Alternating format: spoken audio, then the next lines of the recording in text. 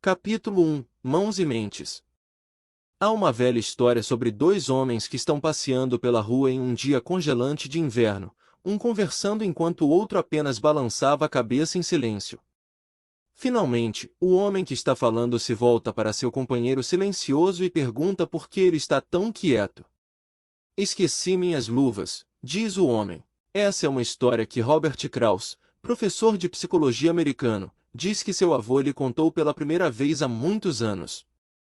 Na época, ele disse que não via sentido na história, mas, meio século depois, isso se tornou o foco principal de sua pesquisa. Krauss é um dos diversos pesquisadores que por décadas lutam para analisar a essência dos gestos. Em seus estudos mais recentes, ele traz evidências crescentes de que os humanos não gesticulam simplesmente para comunicar informações ao ouvinte.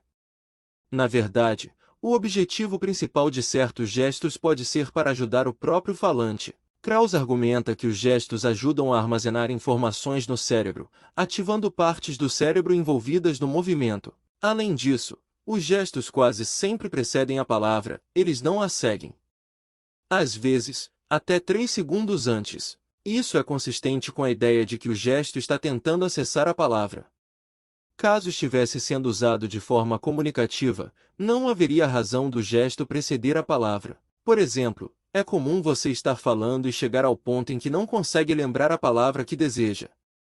É apenas uma palavra que escapa ao seu alcance naquele momento. Nesses momentos, os gestos ajudam a recuperar a palavra perdida. Temos, então, a compreensão de como uma máquina funciona. Capítulo 2 Aprendendo com o ambiente. Os pensamentos internos dos humanos são extensões do mundo ao seu redor. As tecnologias e ferramentas que usamos, as pessoas com quem colaboramos, a caminhada que fazemos para a escola ou para o trabalho, tudo isso evoca sentimentos no corpo. Nossas mentes então reúnem esses sentimentos, criando significados ou pensamentos que são informados por experiências passadas. Desta forma, os pensamentos são iterativos. Iteração é o processo chamado na programação de repetição de uma ou mais ações. Em outras palavras, as pessoas percebem o seu caminho através dos momentos atuais enquanto trazem à tona o que aprenderam ao longo da história acumulada do corpo. Aprender a atravessar a estrada com segurança, por exemplo, requer prática. Com o tempo, o cérebro organiza a entrada dos sentidos para reconhecer um bom momento para a travessia. E o gesto é mais um uso essencial do corpo para pensar e aprender de forma iterativa. Não apenas os movimentos das mãos das pessoas, os olhares para os lados, as voltas da cabeça e os encolher de ombros adicionam nuances e ênfase às palavras ditas aos ouvintes. Os gestos também ajudam os falantes a transformar pensamentos em palavras antes de pronunciá-las. Em cenários de resolução de problemas, os gestos dos alunos de matemática podem mostrar que eles entendem os problemas apresentados e as respectivas fórmulas para resolvê-los antes que possam articular essas soluções por meio da fala. Dessa forma, educadores treinados para procurar entender o gesto podem ver o processo de um aluno e o progresso na compreensão de conceitos antes que ele seja capaz de traduzir esse entendimento para a fala ou um teste escrito. Além disso, educadores e outros especialistas podem usar gestos para explicar conceitos com mais eficiência para alunos e novatos. Os gestos tornam as abstrações visíveis, dando-lhes forma temporária. A visão de uma pessoa ou turma como um todo, portanto, facilita o aprendizado mútuo. Mas, no cenário escolar, isso pode ser um pouco mais complexo, uma vez que a cada ano que passa deixamos de ver centenas de antigos alunos e começamos a ver uma outra centena de novos alunos. Capítulo 3 Gestos e seus efeitos sobre os ouvintes. É verdade que políticos, oradores, executivos de negócios e outros tipos de líderes tendem a gostar de falar com as mãos. Mas, esse hábito realmente tem influência sobre como os outros interpretam essas palavras. Além de tornar suas palavras mais claras, pesquisas descobriram que falar com as mãos realmente pode alterar a percepção de seu personagem. Diversas pesquisas sugerem que certos gestos com as mãos podem sinalizar extroversão e domínio, por exemplo. E de acordo com a especialista em linguagem corporal Carol Goldman, as pessoas que se comunicam por meio de gestos ativos tendem a ser avaliadas como calorosas, agradáveis e enérgicas, enquanto aquelas que permanecem paradas, ou cujos gestos parecem mecânicos demais, são vistas como lógicas, frias e analíticas. Na maioria dos contextos, a ideia de que gesticular distrai os ouvintes é falsa. Quando os professores gesticulam, os alunos prestam mais atenção. A explicação científica para isso é que os gestos de mão alertam o córtex auditivo de que uma comunicação significativa está chegando. Meta-análise do Psychological Bulletin determinou que os alunos entendem e lembram mais do que os professores dizem quando o movimento da mão acompanha as palavras, com gestos de representação que levam a uma compreensão mais profunda. Capítulo 4. Quando os alunos devem usar gestos. Quando os alunos encenam tópicos com as mãos no momento da codificação, isto é, na aprendizagem inicial, é mais provável que recuperem as informações posteriormente. Assistir a um colega expressar manualmente como processo de fotossíntese, por exemplo, afeta positivamente a lembrança do aluno por semanas ou anos, muito semelhante aos benefícios de observar os gestos de um professor. Alguns professores ficam tão marcados em nossa memória, que podemos lembrar dos seus gestos em uma explicação qualquer na sala de aula durante toda a vida. Gesticular suporta a recuperação de informações, como uma espécie de vocabulário incomum. Alunos que tentam gesticular palavras difíceis superam alunos que tentam fazê-lo sem o uso de gestos. Da mesma forma, gesticular ao reproduzir frases em uma língua estrangeira ajuda os alunos a lembrar e manter o que aprenderam. Em um artigo para o The Wall Street Journal, a redatora científica Sharon Begley explicou que, quanto maior o esforço cognitivo necessário para a fala, mais gesticulamos. Ela também observou que os alunos bilíngues gesticulam mais quando conversam em sua língua não dominante. Isso é um exemplo do que chamamos de cognição incorporada, onde o corpo e a mente se coordenam para descarregar a tensão mental em nossas mãos. Portanto, gesticular ao codificar e recordar apoia a aprendizagem. Vale lembrar que nem todos os gestos são iguais. O movimento deliberado e encenado é mais memorável do que o gesto espontâneo. Além disso, quando os alunos representam manualmente um gráfico ou outro tipo de informação visual, o impacto positivo dos gestos da memória é reduzido. Uma hipótese para essa descoberta é que gesticular encoraja os falantes a gerar suas próprias representações visuais internas de eventos, diminuindo a utilidade da representação visual real como uma dica de recordação. Capítulo 5. Avaliando a cognição do aluno a partir dos seus gestos.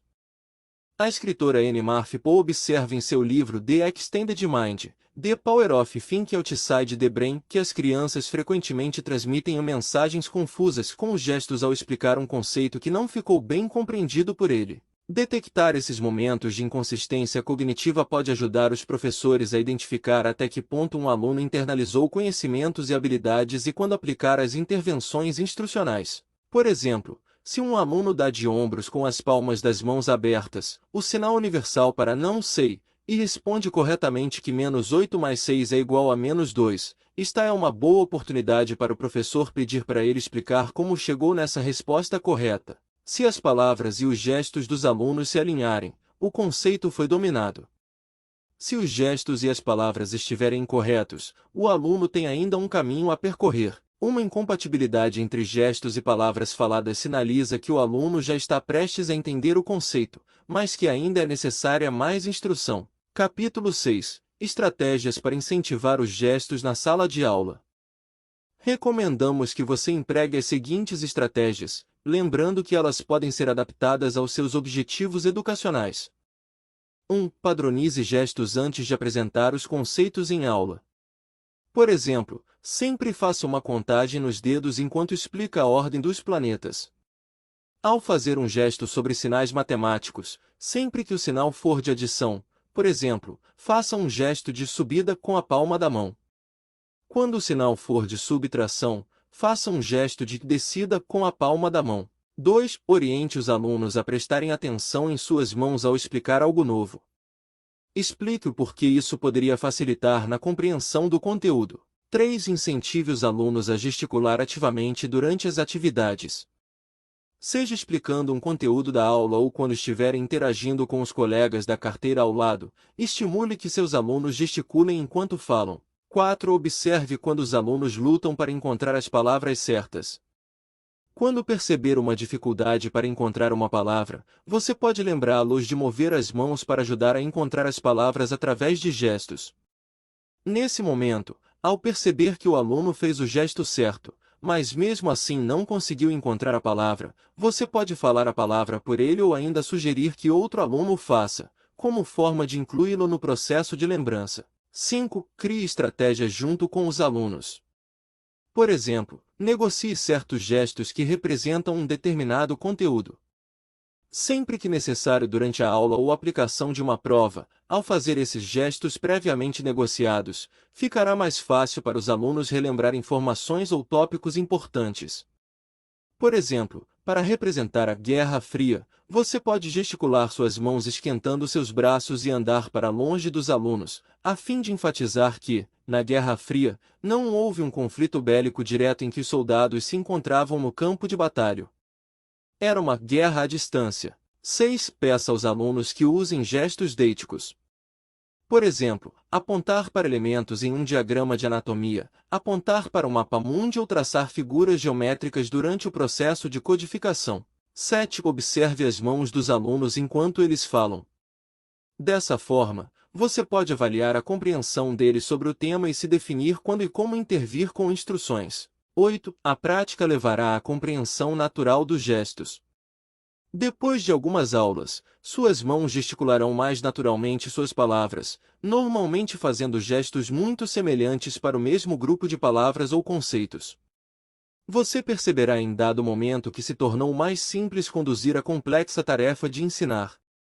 Seus alunos, em pouco tempo, se acostumarão com sua maneira de gesticular, tornando o processo de aprendizagem muito mais fácil e instintivo para eles. Capítulo 7. Considerações finais. Gesticular certamente é falar com as mãos em termos de transmissão de informações. O gesto é apenas uma parte do grande conjunto de habilidades de linguagem corporal do professor, que envolve também a tonalidade e volume de voz, o caminhar pela sala, entre outros. Os professores se tornarão educadores ainda mais qualificados e proporcionarão uma aprendizagem ainda mais significativa se compreenderem e aplicarem os conceitos e estratégias de comunicação gestual em sala de aula. Eles serão capazes de comunicar informações de forma dinâmica, bem como auxiliará na memorização, uma vez que nosso cérebro grava as ações do nosso ambiente, como vimos neste curso. Os sinais não verbais desempenham um papel crucial na comunicação porque podem transmitir ideias de uma maneira que sinais verbais sozinhos não conseguem. Ao usar gestos, você deixa os alunos saberem que você, professor, está acessível, preparado e ansioso para apoiar seu desenvolvimento. Esperamos que tenha gostado deste curso introdutório de comunicação gestual como ferramenta de aprendizado. Desejamos a você todo o sucesso do mundo. Agora você pode solicitar o seu certificado se assim o desejar. Até o próximo curso!